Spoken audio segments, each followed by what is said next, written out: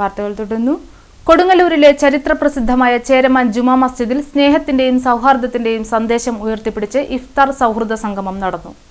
വിവിധ മതവിഭാഗങ്ങളിൽ നിന്നുള്ള പ്രമുഖരും വിശ്വാസികളും ഒത്തുചേർന്ന ഈ സംഗമം ചേരമാൻ പള്ളിയുടെ പൈതൃകമായ ഒത്തൊരുമയുടെ പ്രതീകമായി. ജാതിമത ഭേദമന്യേ നൂറുകണക്കിന് ആളുകൾ ഒത്തുചേർന്ന മഹല്ല് കമ്മിറ്റി സംഘടിപ്പിച്ച സംഗമം വി.ആർ. സുനിൽകുമാർ MLA ഉദ്ഘാടനം ചെയ്തു.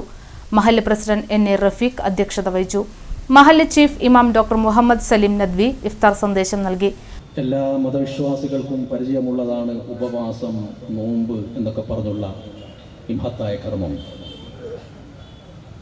ഈ കർമ്മം മനുഷ്യൻ അനുഷ്ഠിക്കുമ്പോൾ അവൻ പൂർണ്ണനായിത്തീരുന്നു, മൂല്യങ്ങൾ ഉള്ളവൻ. അവരിലുള്ള നല്ല ഗുണങ്ങളെല്ലാം ഉയർത്തെഴുന്നേൽക്കുന്നു, ഏറ്റവും നല്ല മനുഷ്യനായി അവൻ മാറുന്നു. ഖുർആനിൻ്റെ അടിസ്ഥാനത്തിൽ നിർമ്മിക്കപ്പെട്ട സമ്പൂർണ്ണ മനുഷ്യന്റെ രൂപം പ്രത്യക്ഷപ്പെടുന്നു. അതുകൊണ്ടാണ് എനിക്ക് ഈ സദസ്സ് കാണുമ്പോൾ തന്നെ ഈ സൗഹൃദത്തിൻ്റെ ഇഫ്താർ ഏറ്റവും മനോഹരമാണ് എന്ന് പറയാൻ തോന്നുന്നത്. ഖുർആനിൽ ഒരു വചനമുണ്ട്, മനുഷ്യരെ കാണുമ്പോൾ ഓർമ്മ വരുന്ന വചനം. മനുഷ്യരെ എപ്പോഴൊക്കെ കാണുന്നുവോ അപ്പോൾ ഓർമ്മ വരും. യാ അയ്യുഹന്നാസ് ഇന്നാ ഖലഖനാകും മിൻ ദക്കരിൻ വ ഉൻസാ വജഅൽനാകും ശുഊബൻ വ ഖബായില ലിതആറഫു ഇന്ന അക്രമകും ഇൻദല്ലാഹി അത്ഖാകും. മനുഷ്യരെ എന്ന് വിളിക്കുന്ന ഖുർആനിന്റെ അഭിസംബോധന. മഹല്ല് ഇമാം അബ്ദുൽ അസീസ് നിസാമി, യൂത്ത് കോൺഗ്രസ് സംസ്ഥാന president OJ Janeesh, father Santhosh Antony, Thrissur kids director father Nimesh Augustine Kattassery, തന്ത്രി Babu Santhi Kodungallur, Kerala police academy assistant director PM Muhammad Arif, Kodungallur DYSP Pramod, SHO Bijoy, CPI ജില്ലാ secretary KG Sivanandan, DCC general secretary advocate Muhiyudheen, CPM area secretary Mustaq Ali, advocate CP Rameshan, Mujeeb Rahman Darimi, Anas Nadvi, Mujeeb master തുടങ്ങിയവർ പങ്കെടുത്തു. ഈശ്വരൻ്റെ ആവാസം എല്ലാത്തിലും ഉണ്ട് എന്ന് പറഞ്ഞാൽ ഒന്നും മാറ്റിവെക്കാനില്ല. അപ്പോൾ സർവ്വചരാചരങ്ങളിലും നിറഞ്ഞിരിക്കുന്ന ചൈതന്യമാണ് ഈശ്വരൻ എന്ന് പഠിപ്പിക്കുന്നതാണ് വേദങ്ങളിലും ഉപനിഷത്തുകളിലും ഖുർആനിലും ബൈബിളിലൊക്കെ തന്നെ.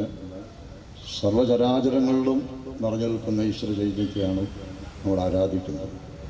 അതിന് കണ്ടെത്താനുള്ള മാർഗങ്ങളാണ് ആരാധന.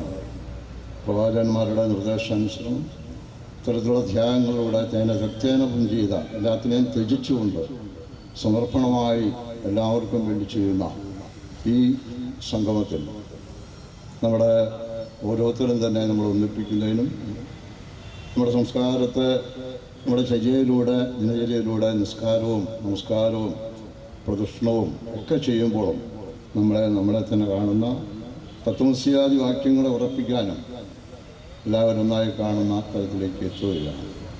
അതാണ് നമ്മുടെ പ്രവാചകന്മാർ നിർദ്ദേശിച്ച ഈ സംഗമം.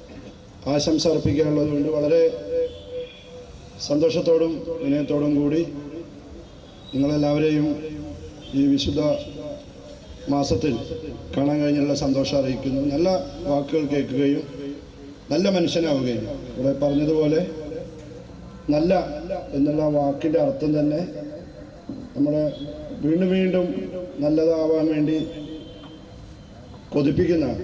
തീർച്ചയായിട്ടും നല്ല മനുഷ്യനാവാനും അതുപോലെ തന്നെ ഖുർആനിൽ എനിക്ക് ഇഷ്ടപ്പെട്ട വാചകം, എൻ്റെ ഒരു പോലീസുകാരൻ എനിക്ക് അതിൻ്റെ മലയാളത്തിൽ ഇങ്ങനെയാണ് എഴുതുന്നത്: ഭൂമിയിൽ എല്ലാം എളുപ്പമാവുമെന്ന് ഞാൻ നിങ്ങളോട് പറയുന്നില്ല, പക്ഷെ ഞാൻ ക്ഷമിക്കുന്നവരുടെ കൂടെ ഉണ്ടെന്ന് പറഞ്ഞിട്ടുണ്ട്. ക്ഷമ കുറഞ്ഞ ഈ കാലഘട്ടത്തിൽ ക്ഷമ കിട്ടാൻ വേണ്ടി എനിക്ക് ഉൾപ്പെടെ പ്രവർത്തിക്കാനുള്ളൊരു അവസരമാണ്. നിങ്ങളെല്ലാവരെയും കാണാൻ കഴിഞ്ഞുള്ള സന്തോഷം അറിയിക്കുന്നു.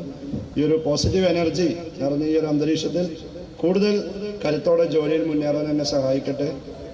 ഈ നോമ്പുതറ ഇഫ്താർ സായാഹ്നത്തിൽ ഈ പണ്ഡിത സദസ്സിന് മുമ്പാകെ എന്തെങ്കിലും പ്രത്യേകമായി ഒരു സന്ദേശം നൽകുക എന്നുള്ളത് അധികപ്പറ്റായിരിക്കുമെന്ന് എനിക്ക് തോന്നുന്നു. എങ്കിലും ഞങ്ങളുടെ പോലീസിൻ്റെ ഭാഗത്തു നിന്ന് ചിന്തിക്കുമ്പോൾ മറ്റുള്ളവൻ്റെ ആ ബുദ്ധിമുട്ടുകൾ മനസ്സിലാക്കിക്കൊണ്ട് ഒരു വിശക്കുന്നവൻ്റെ വിശപ്പിൻ്റെ പ്രാധാന്യം മനസ്സിലാക്കിക്കൊണ്ട് അവന് വേണ്ട നീതി നൽകുന്നതിനുള്ള പ്രവർത്തനവുമായി മുമ്പോട്ട് പോകുവാൻ പോലീസ് സേനയിൽ ഉൾപ്പെടെ നമ്മുടെ സമൂഹത്തിലുള്ള എല്ലാവരും അത് സ്വയം മനസ്സിലാക്കാനുള്ള ഒരു അവസരമാണ് ഈ നോമ്പുകാലം. അതില്ലാതിരിക്കുന്നത് കൊണ്ടാണ് അട്ടപ്പാടിയിലും മറ്റും ഒരു ബാബുമാരും മറ്റും ഭക്ഷണം വിശപ്പിൻ്റെ വിളി കൊണ്ട് ഭക്ഷണം മോഷ്ടിക്കുമ്പോൾ നമ്മുടെ സമൂഹം അവരെ തല്ലിക്കൊല്ലുന്ന ഒരു സ്ഥിതിവിശേഷം ഉണ്ടായി വരുന്നത്. അത്തരമൊരു സ്ഥിതിവിശേഷം ഇല്ലാതിരിക്കാനായി നാം ഓരോരുത്തരും അന്യൻ്റെ ബുദ്ധിമുട്ടുകൾ മനസ്സിലാക്കിക്കൊണ്ട് ഞങ്ങളുടെ പോലീസ് സേനയിൽ ഉൾപ്പെടെ ഒരു നിയമം നടപ്പാക്കുമ്പോൾ അത് അഫക്റ്റ് ചെയ്യുന്ന സമൂഹത്തിലെ ഏറ്റവും ദുർബലനായിട്ടുള്ളവനെ കൊണ്ട് അവനെ കൂടി മനസ്സിൽ കണ്ടുകൊണ്ട് വേണം നിയമം നടപ്പാക്കാൻ എന്നുള്ള ഞങ്ങളുടെ നീതിബോധം ഇനി തുടർന്ന് നടപ്പാക്കാൻ ഈ സായനും ഈ നോമ്പുകാലവും ഞങ്ങളെ ശക്തരാക്കട്ടെ. എല്ലാവർക്കും ഈ വേദിയിൽ 1-2 വാക്ക് സംസാരിക്കാനായി അവസരം തന്ന എല്ലാവർക്കും തന്നെ അവസരം തന്ന അള്ളാഹുവിന് നന്ദി പറഞ്ഞുകൊണ്ട് ഞാൻ എൻ്റെ വാക്കുകൾ ചുരുക്കുന്നു.